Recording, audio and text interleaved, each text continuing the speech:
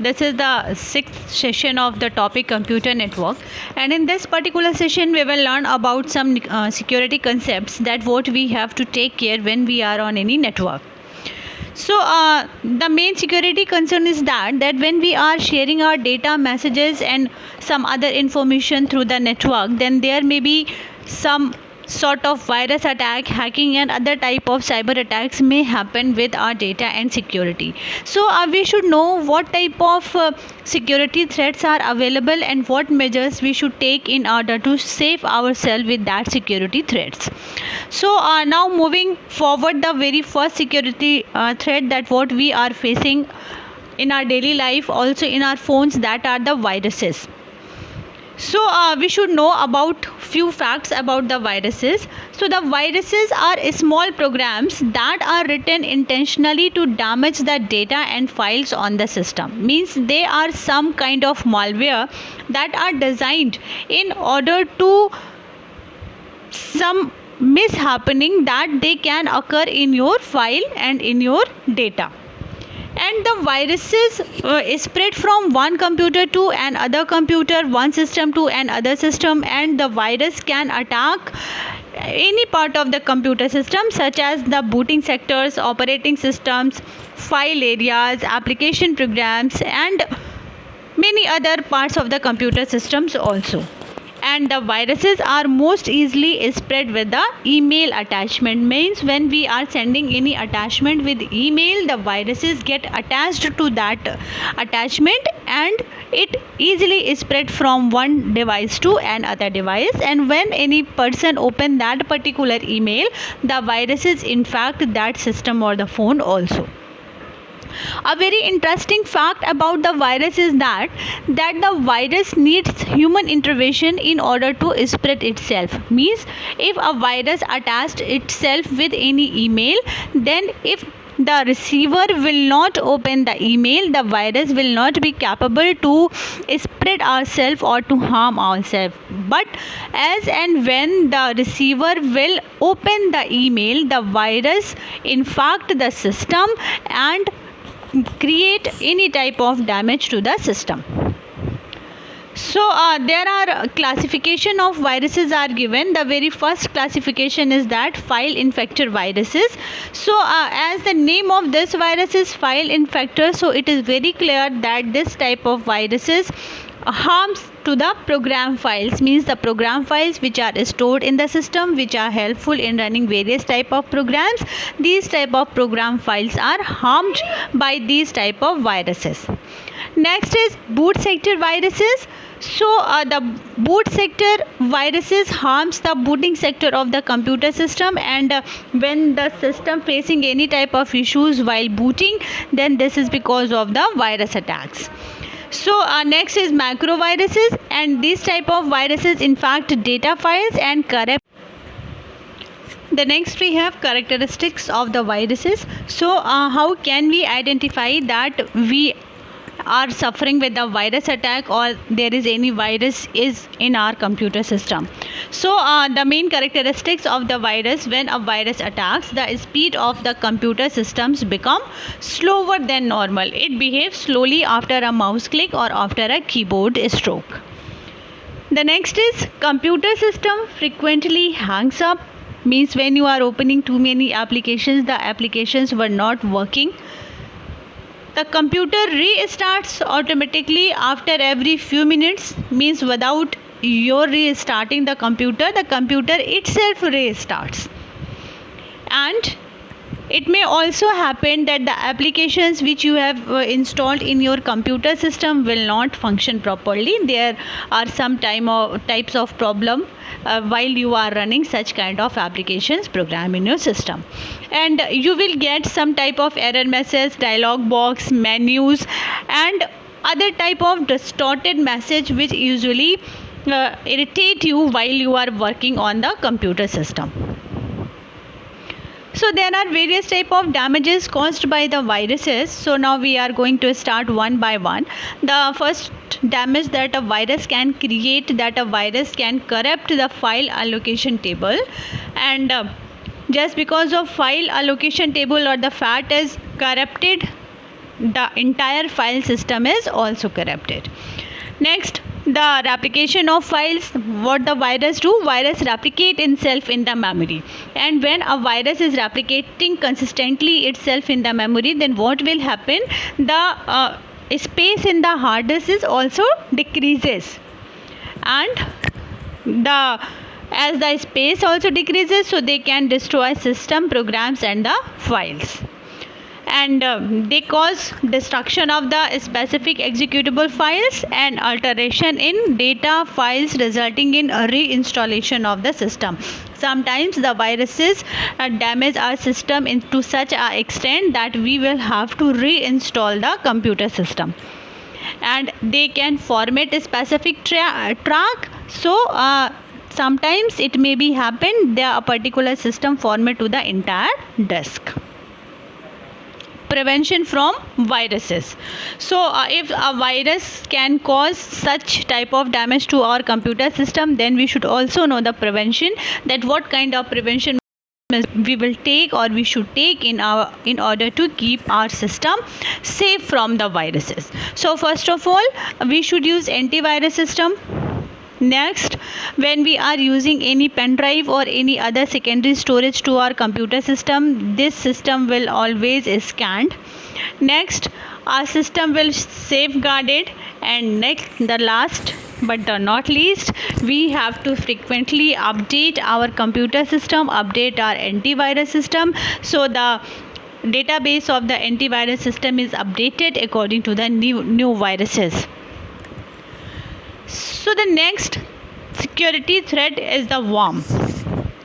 The almost characteristics of the worm is as similar as the virus, but there is one main difference between the virus and worms, is that a worm is a self-replicating program.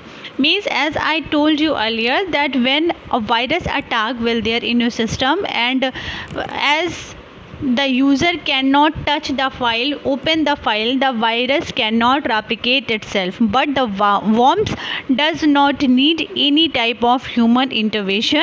Without any type of human intervention, the worm is capable of self-replicating itself, and it travels across the network connections by itself. Virus does not need any type of support. The main characteristics of the worm is that it replicates itself, and the main characteristics of worms is also that it does not require host, and it is self-capable of doing any type of destruction. It is spread across network through the email, instant messaging, and the junk mail also, and it runs independently without any type of support. So there are variety of worms available. Then the very first worm that what we are discussing is the email worm. So as its name implies, that this particular worms get attached with the email as an attachment, and it infected to the receiver side also. And when we are downloading any type of data from the internet, it may also happen that particular worms it get attached with that particular link or any from infected website. Next is instant messaging worms. So the worms is spread through instant messaging by sending mails to the infected website. Internet worms, as its name implies, when we are using internet like chat room profile or instant messaging profile, and if we are getting any infected link on those type of chat rooms or the profile, then our system will get infected with the help of those infected websites. The next is file sharing networks and worms. So these type worms are downloaded along with the required files downloaded by the user, and even the user is not aware of such kind of activity that what is going on. Means when a user is downloading any file from the website, the worms are get attached with that particular file, and it automatically downloaded to the system and harms the system also. So there is a Fatboot worm in 2004. This virus used to infect the computer systems, and in year 2004 it infected millions of the computers. And this worm was very active, and the ability of this worm is to steal personal information of the users, like the credit card detail, bank passwords, and other some important details of the user. And it used to send the details to the website by which these worms has been downloaded. Now the next topic is damage caused by the worms. So the very first damage that is caused by the worm is that a worm may corrupt the files on the host computer, and it may affect communication between the host and the other systems. Next, sometime what the worms do, it disables the antivirus softwares, and just because the antivirus software has been disabled, there are some more viruses can attack to the system, and it causes more damage to our system. It sends bulk making, so the process of bulk mail chaining can be created, so with an intention to guess email password, means by sending email to a particular person again and again, it may be a process of guessing the email passwords. And as the worms replicate itself, then the replication process may consume too much of the memory space, and when there is any space requirement, you will find that there is no space for the saving your files and some other things. So the next virus in this scenario, that is Trojan horses.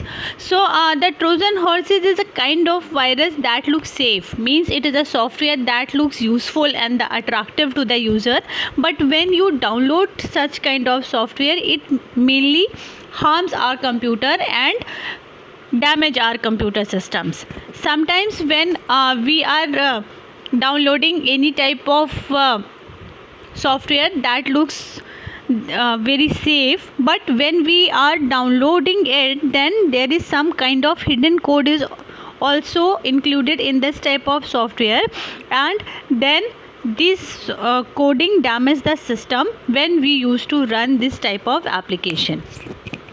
The first type of damage that can be created with the Trojan horses is that the Trojan horses can destroy or alter information in our computer system. And the Trojan horses does not replicate itself. It differs in the worms and virus in this manner that the Trojan horses does not replicate, but they are doing destructive works, means they destruct the computer system, the program files, and sometimes it damages the system completely. So there are various type of Trojan horses available. The first one is remote access Trojan horse. So when this type of Trojan horse enters in your system, anyone can remotely access your system. The next is data sending Trojan horses. This is a soft type of you can say sort of spyware. This type of Trojan horse is used to send your personal data or your some important data to other parties.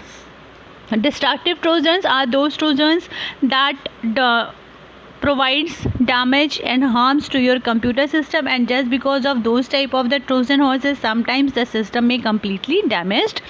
The proxy Trojans, these type of Trojans just create of the proxy of your computer system on the network. And the FTP Trojans are those type of Trojans who created some time of issues during the file transfer protocols.